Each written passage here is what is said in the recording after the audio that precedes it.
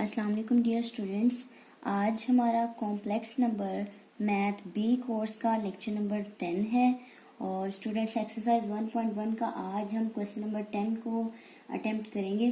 तो उससे पहले स्टूडेंट्स क्वेश्चन नंबर 10 करने के लिए एक छोटा सा टॉपिक है हमारे पास, product and quotient rule in polar form. ये रूल तो हम कर चुके हैं, लेकिन कार्टेशियन फॉर्म के लिए हमने प्रोडक्ट और कोशेंट रूल पढ़ा था, लेकिन अब हमने पोलर फॉर्म के लिए पढ़ना है। तो उससे पहले स्टूडेंट्स जिन्होंने मेरा चैनल अभी तक सब्सक्राइब नहीं किया या जो स्टूडेंट्स मेरे चैनल पे न्यू हैं उनसे रिक्वेस्ट है मेरे चैनल को सब्सक्राइब करें और साथ ही बेल आइकन का बटन प्रेस करें ताकि आपको हर आने वाली न्यू वीडियो के बारे में नोटिफिकेशन मिलती रहे। तो सबसे पहले हमें पता है हमारा कॉम्प्लेक्स नंबर जो होता है z किसके बराबर होता है, पोलर फॉर्म की बात कर रहे हैं, ठीक है। तो चूंकि प्रोडक्ट और क्वोशंट रूल भी किस में हमने फाइंड करना है, पोलर फॉर्म में। तो z बराबर होता है r into cos of theta plus iota sine theta. तो यहाँ पे चूंकि हमने कोई से चूंकि प्रोडक्ट फाइंड करना है ना, तो मिनिमम दो हमारे पास कॉम्प्लेक्स नंबर्स होने चाहिए जिनका हम प्रोडक्ट फाइंड करेंगे। तो लिहाजा इसको हम क्या देते हैं, z1 एक कॉम्प्लेक्स नंबर है हमारे पास, z1 is equal to r1 into cos of theta 1 plus iota sine theta 1। And इसी तरह से हम कर लेते हैं z2 दूसरा हमारे पास जो कॉम्प्लेक्स नंबर है वो बराबर है r2 into cos of theta 2 plus iota sine theta 2। ठीक है, ये कोई से स्टूडेंट सबसे पहले हमने दो लेट कर लिए, ये हमारे पास कॉम्प्लेक्स नंबर है पोलर फॉर्म में। देन हमने जो चीज प्रूव करनी है वो ये है, देन z1 z2 यानी कि अगर प्रोडक्ट की बात की जाए, इस प्रोडक्ट की बात की जाए तो हमारे पास इन दो कॉम्प्लेक्स नंबर का जो प्रोडक्ट आएगा वो बराबर होगा r1 इंटू r2 आगे cos theta 1 plus theta 2 plus iota sine of angle में थीटा 1 प्लस थीटा 2 और ये ब्रैकेट क्लोज। ठीक है, इसे क्या चीज शो हो रही है कि जब दोनों का प्रोडक्ट हम फाइंड कर रहे हैं तो उनके एंगल्स जो हैं, दोनों कॉम्प्लेक्स नंबर के एंगल, ये एंगल आपस में क्या होंगे, रियल पार्ट वाले एंगल रियल पार्ट में ऐड हो जाएंगे, इमेजिनरी वाले इमेजिनरी में हो जाएंगे। ये तो जस्ट सिंपल सा अभी मैंने आपको ये बताया है, इसका अभी हम प्रूफ भी सीखेंगे किस तरह। ठीक है, ये चीज आपने याद रखनी है। दोनों का प्रोडक्ट किसके बराबर आएगा, r1 इंटू r2 आगे ब्रैकेट में cos of theta 1 plus theta 2 plus iota sine of theta 1 plus theta 2, यानी कि रियल पार्ट की एंगल रियल पार्ट में ऐड हो जाएगा, इमेजिनरी का एंगल इमेजिनरी में ऐड हो जाएगा। सिमिलरली एंड अगर हम कोशेंट की बात की जाए, तो डिवाइड की बात की जाए, तो z1 डिवाइडेड बाय z2 यानी कि दो कॉम्प्लेक्स नंबर को हम क्या कर रहे हैं, डिवाइड कर रहे हैं, तो वो किसके बराबर आएगा, r1 divided by r2 into cos of theta 1 minus theta 2 plus iota sine of theta 1 minus theta 2। तो ये हमने दोनों में क्या चीज नोटिस की स्टूडेंट्स, रिजल्ट ये निकला कि जब प्रोडक्ट फाइंड करना है तो एंगल क्या होंगे, ऐड हो रहे हैं। ठीक है, और जब हमने डिवाइड करना है यानी कि कोशेंट रूल अप्लाई करना है तो दोनों के एंगल, दोनों कॉम्प्लेक्स नंबर के एंगल हम माइनस कर रहे हैं। तो ये चीज आपने याद रखनी है। अब हम स्टूडेंट्स करते हैं इनका प्रूफ कि ये चीज किस तरह से साबित होती है। ठीक है, प्रूफ देख लेते हैं इसका। लेट किया, z1 बराबर है r1 into cos of theta 1 plus iota sine theta 1।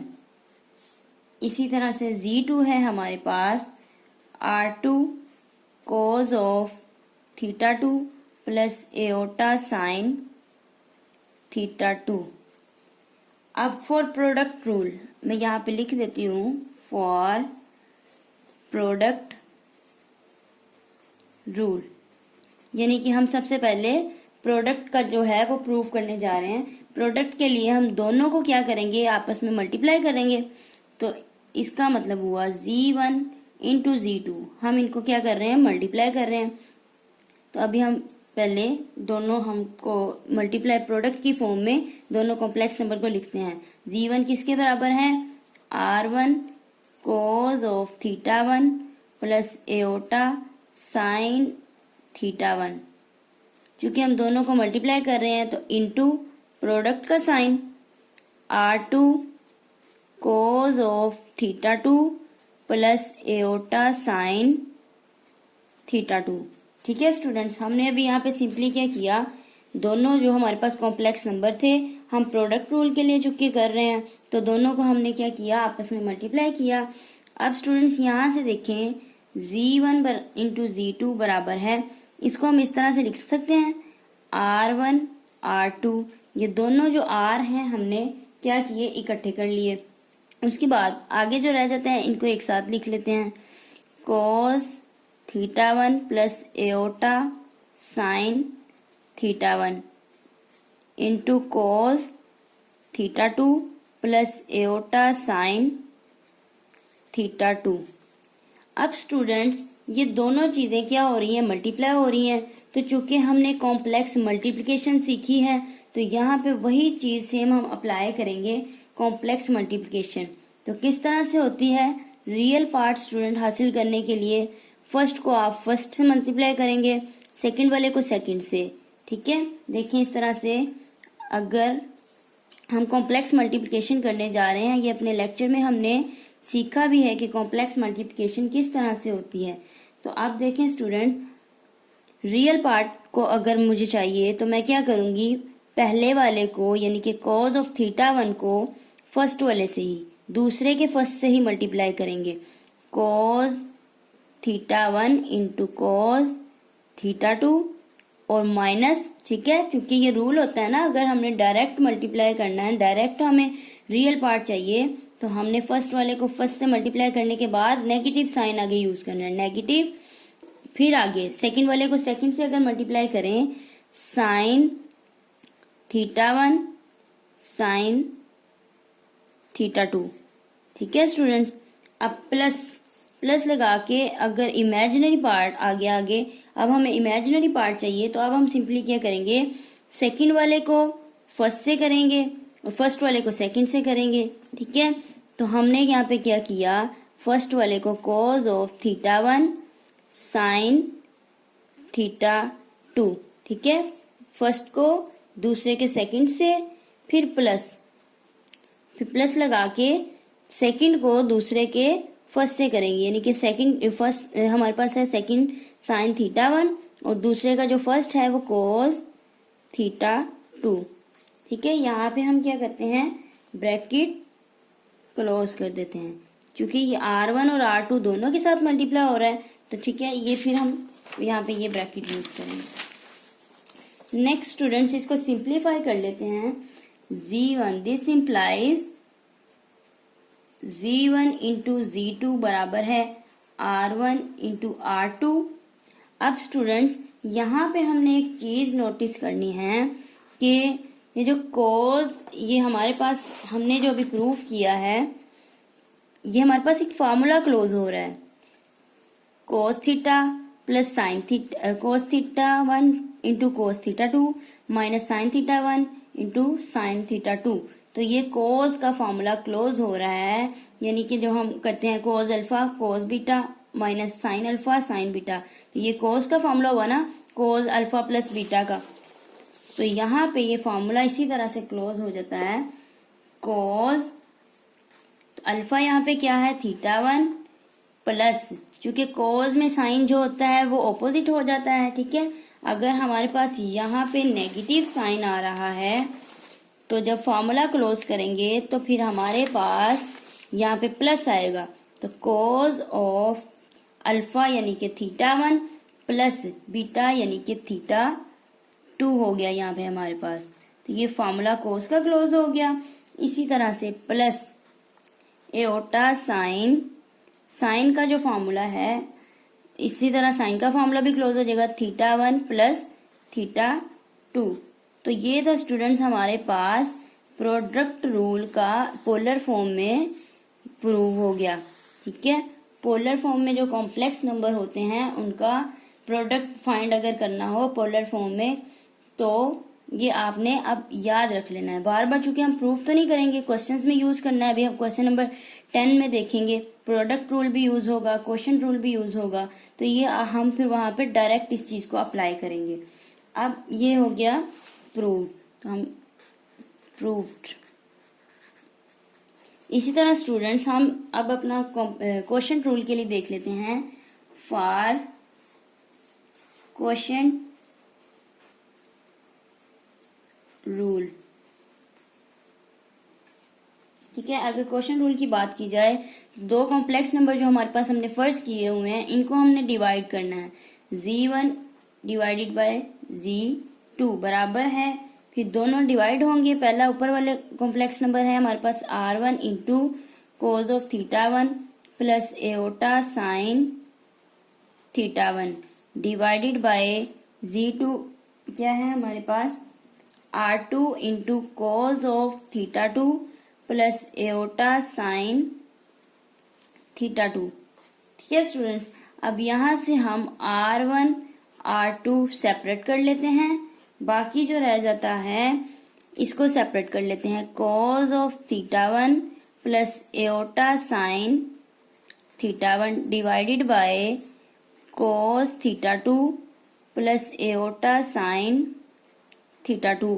अब स्टूडेंट्स इसको हमने सिंप्लीफाई करना है, तो उसके लिए हमने चीज सीखी है कि हम यहाँ पे golden rule of multiplication apply करेंगे। गोल्डन रूल ऑफ मल्टीप्लिकेशन क्या होता है, हमने डिनोमिनेटर में और न्यूमिनेटर में दोनों का हमने क्या करना है, ये वाला जो है, ये डिनोमिनेटर में जो है इसको हमने ऊपर मल्टीप्लाई भी करना है, डिवाइड भी करना है, साइन को चेंज करके। देखिए इस तरह से कुछ कॉज ऑफ थीटा 2, अब यहाँ पे प्लस है ना, तो अब मैं प्लस नहीं करूंगी, मैं गोल्डन रूल ऑफ मल्टीप्लिकेशन जब अप्लाई करेंगे तो इसमें साइन हम चेंज कर देंगे।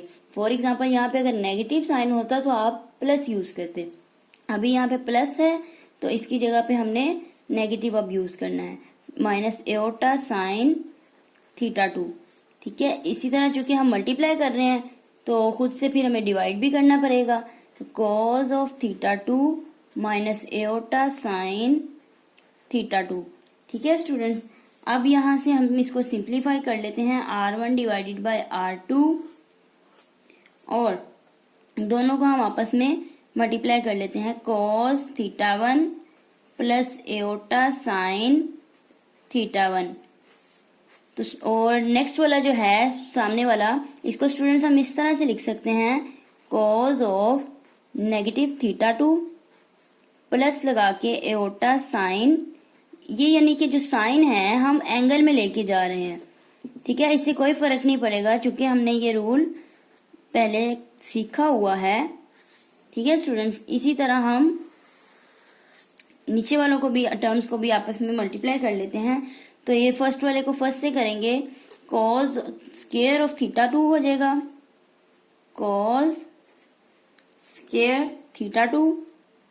ठीक है, प्लस माइनस माइनस, और फिर ये एओटा को जब एओटा से मल्टीप्लाई करेंगे तो aorta into aorta, aorta square, और हमें पता है एओटा स्क्वायर जो होता है वो -1 के बराबर होता है, तो फिर नेगेटिव और नेगेटिव ये फिर प्लस हो जाएंगे। अब साइन इंटू साइन करेंगे तो साइन स्क्वायर थीटा 2। ठीक है स्टूडेंट्स, और ये चीज मैं यहाँ पे आपको बता देती हूँ, सिंस हमने यहाँ पे ये चीज की है कि कॉज ऑफ नेगेटिव थीटा बराबर होता है कॉस थीटा के, यानी कि अगर एंगल में नेगेटिव आ रहा हो, एंगल आपके पास नेगेटिव है, तो कोज उस नेगेटिव को खत्म कर देता है। ठीक है, कोज में वो कोज की आइडेंटिटी में नेगेटिव रिमूव हो जाता है, जबकि साइन वाले में नेगेटिव साथ बाहर आ जाता है। साइन के एंगल में अगर नेगेटिव है, साइन नेगेटिव थीटा, तो वो किसके बराबर होगा, नेगेटिव ऑफ साइन थीटा, इसके बराबर होगा। ठीक है, तो इससे कोई फर्क नहीं पड़ेगा, यहाँ से तो खत्म हो जाएगा। ठीक है, और ये जो नेगेटिव होगा बाहर आ जाएगा, तो फिर से हमारे पास वो चीज बन जाएगी। ऐसा हमने यहाँ पे स्टूडेंट्स, क्वेश्चन ये है कि ऐसा क्यों किया, ये आपने याद रखना है। जब भी आप प्रोडक्ट या क्वोशिएंट रूल अप्लाई कर रहे हैं, दोनों को जब हम मल्टीप्लाई करते हैं तो दोनों कॉम्प्लेक्स नंबर हमारे पास उनके साइन जो हैं वो सेम होने चाहिए। साइन सेम होंगे देन हम उनको क्या करेंगे, मल्टीप्लाई करेंगे। तो हमने दोनों के साइन ये वाले पॉजिटिव था तो इसको भी पॉजिटिव बनाने के लिए इस तरह से हमने ये फिर यूज कर लिया अपना। ठीक है स्टूडेंट्स, अब हमने क्या करना है, सिंपली आगे सिंप्लीफाई हो रहा है तो R1 डिवाइडेड बाय R2, चूंकि जो अभी हमने प्रोडक्ट रूल सीखा है, ठीक है, अब हम यहाँ पे प्रूव नहीं करेंगे। जो हमने प्रोडक्ट रूल यहाँ पे प्रूव किया है इसको हम यहाँ पे डायरेक्ट अप्लाई करेंगे, क्योंकि ये दोनों प्रोडक्ट ही है ना, मल्टीप्लाई हो रहे हैं तो यहाँ पे प्रोडक्ट रूल लगेगा। तो प्रोडक्ट रूल लगेगा तो यहाँ पे किस तरह से आ जाएगा हमारे पास, कॉज ऑफ θ1, चूंकि प्लस करना है पर ये एंगल में तो नेगेटिव आ रहा है तो फिर नेगेटिव θ2 प्लस एओटा साइन θ1, दूसरे के एंगल में दूसरे का एंगल क्या होगा, ऐड होगा तो उसका साइन नेगेटिव है, नेगेटिव θ2। तो ये है हमारे पास क्वोशिएंट रूल। अब ये जो चीज है ये आइडेंटिटी 1 की इक्वल होती है। ठीक है, ये भी हमने सीखा है, चूंकि हमें पता है cos square theta plus sine square theta ये 1 के बराबर होता है, तो यहाँ से ये खत्म हो जाएगा। तो ये था स्टूडेंट सिंपली हमारे पास quotient rule complex number in polar form में। हमारे पास जब भी क्वोशिएंट रूल की बात की जाए तो हम क्या करेंगे, सिंपली दोनों के एंगल आपस में माइनस कर देंगे। जबकि प्रोडक्ट रूल की बात की जाए तो दोनों एंगल ऐड हो जाएंगे। तो ये आपने स्टूडेंट्स याद रखनी है। ठीक है, और अब इसी से सिमिलर हम क्या करेंगे, अपनी एक्सरसाइज जो 1.1 स्टूडेंट्स हमने स्टार्ट की हुई है उस एक्सरसाइज का क्वेश्चन नंबर 10 हमारा रह गया था। क्वेश्चन 9 तक हमने कर लिए हैं, क्योंकि क्वेश्चन नंबर 10 को करने के लिए हमने ये प्रोडक्ट और क्वोशिएंट रूल पोलर फॉर्म में सीखा है। तो अब हमारे लिए क्वेश्चन नंबर 10 जो है बहुत ही सिंपल हो जाएगा। अब हम क्वेश्चन नंबर 10 को देखते हैं। एक्सरसाइज 1.1 का क्वेश्चन नंबर 10 है हमारे पास। लेट कर लेते हैं जी जो गिवन है हमारे पास 5 6 π/3 डिवाइडेड बाय 2 6 π/2। तो स्टूडेंट्स हमारे पास जो बुक में क्वेश्चन है ना, यहाँ पे 2 की जगह पे कुछ और गिवन है, तो आपने ये करेक्शन कर लेनी है। यहाँ पे 2 आता है, ठीक है, तो फिर हमारा आंसर क्या होगा, सही होगा। बुक में आई थिंक 5 लिखा होगा, तो आप लोग इसकी करेक्शन कर लीजिएगा। अब देखते हैं इसका सॉल्यूशन। सबसे पहले हमारा क्या काम होता था, जैसे हमने क्वेश्चन नंबर 7 8 और 9 में सीखा, ये शॉर्ट फॉर्म है, इसको एक्सपैंड करके हम लिख लेते हैं। z बराबर है 5 एज इट इज आएगा cos π/3 प्लस एओटा साइन π/3। इसी तरह से 2 as it is cos π/2 plus iota sine π/2। ठीक है स्टूडेंट्स, अब यहाँ पे हम क्वोशिएंट रूल अप्लाई करेंगे। ठीक है, अब हमें यहाँ पे क्वोशिएंट रूल प्रूव नहीं करना, जो हमने प्रूव कर लिया ऑलरेडी, डायरेक्ट अप्लाई करना है। क्या है रूल कि हमने ऊपर वाले एंगल में से ये जो नीचे वाले एंगल हैं इनको माइनस कर देना है। किस तरह से, अब मैं यहाँ पे लिखती हूँ यूजिंग क्वोशिएंट रूल। तो z बराबर है 5 डिवाइडेड बाय 2, ये सेपरेट कर लिया। क्वोशिएंट रूल हमारे पास क्या आ जाएगा, cos π/3 minus π/2 plus iota sine π/3 minus π/2। जो नीचे वाला एंगल है वो ऊपर जाके क्या होगा, माइनस हो जाएगा। यही हमने जो चीज है क्वोशिएंट रूल में सीखी है। अब स्टूडेंट्स इसको सिंप्लीफाई कर लेते हैं, एंगल को इनका आपस में एलसीएम ले लेते हैं। तो हमारे पास क्या आ जाएगा 5/2, इनका एलसीएम लिया जाए तो कॉस क्या रह जाएगा हमारे पास, नेगेटिव π/6। ठीक है, सिंपली इसको हमने क्या किया है, इसका एलसीएम लिया है, इसको सिंप्लीफाई किया है, प्लस एओटा साइन -π/6। अब ये स्टूडेंट सेम क्वेश्चन वैसा ही बन चुका है जैसे हमने पिछले 7, 8 और 9 में किया था। आपने जस्ट कैलकुलेटर से इसकी वैल्यू को फाइंड आउट कर लेना है। मजीद हम एक स्टेप और कर लेते हैं कि 5/2 एज इट इज। अब हमने अभी पीछे ये आइडेंटिटी यूज की है कि कोस का जो एंगल अगर नेगेटिव आ जाए तो कोस की आइडेंटिटी की वजह से वो नेगेटिव क्या होता है, खत्म हो जाता है। ठीक है, हम इसको इस तरह से भी लिख सकते हैं। और साइन का जो ये नेगेटिव है ये बाहर आ जाएगा, एओटा साइन π/6। अब आपने ये कैलकुलेटर से दोनों की वैल्यू चेक करनी है, तो दिस इम्प्लाइज z बराबर है हमारे पास 5/2 इंटू √3 डिवाइडेड बाय 2 होता है cos π/6 पे, माइनस एओटा और साइन ये 1/2 होता है। तो अगर इसको सिंप्लीफाई मजीद किया जाए तो आप एक स्टेप में और कर सकते हैं, इनको आप ये 2 से ये मल्टीप्लाई हो जाएगा। तो अगर इतना करना चाहें तो यहाँ तक भी हम स्टॉप कर सकते हैं। ठीक है स्टूडेंट, सॉरी ये है यहाँ पे हमारा आंसर। हमने सिंपली क्या किया है, फिर से बता देती हूँ आपको, इसको एक्सपैंड करके लिखा, ये शॉर्ट फॉर्म थी सिस थीटा, ओपन कर लिया इसको। अब यूजिंग क्वोशंट रूल यहाँ पे हमने प्रूव नहीं करना, जस्ट हमने अप्लाई करना है जो हम प्रूव करके आए हैं। क्वोशंट रूल क्या है, ठीक है, सबसे पहले आपने देखना है ये दोनों के साइन सेम है जिनको हम मल्टीप्लाई कर रहे हैं या डिवाइड कर रहे हैं। ठीक है, ये सेम है साइन। अब हम क्वोशंट रूल अप्लाई करेंगे कि नीचे वाले जो डिनोमिनेटर का एंगल है वो ऊपर जाके क्या होता है, माइनस हो जाता है। क्वोशंट रूल में हमने ये चीज प्रूव की, तो एंगल को हमने माइनस कर दिया। देन नेक्स्ट स्टेप में हमने क्या किया, इसका एलसीएम लिया, सिंप्लीफाई किया। हमें पता है कि कॉज की नेगेटिव जो होता है, ठीक है, ये खत्म हो जाता है और साइन के एंगल में अगर नेगेटिव आए तो ये बाहर लिखा जाता है। ठीक है, बाहर आ जाता है। देन हमने क्या किया, इसकी कैलकुलेटर से cos π/6 और sin π/6 की वैल्यू फाइंड की, यहाँ पे अप्लाई कर दिया। आगे इसको मजीद आप सिंप्लीफाई करना चाहें तो कर सकते हैं। इस टर्म को 5/2 को दोनों के साथ मल्टीप्लाई कर दें, तो अगर इतना करना चाहें तो इतना भी कर सकते हैं। तो ये था स्टूडेंट्स हमारा आंसर। क्वेश्चन नंबर 10 भी कंप्लीट हो गया। तो इंशाल्लाह हम अपनी नेक्स्ट वीडियो में क्वेश्चन नंबर 11 करेंगे।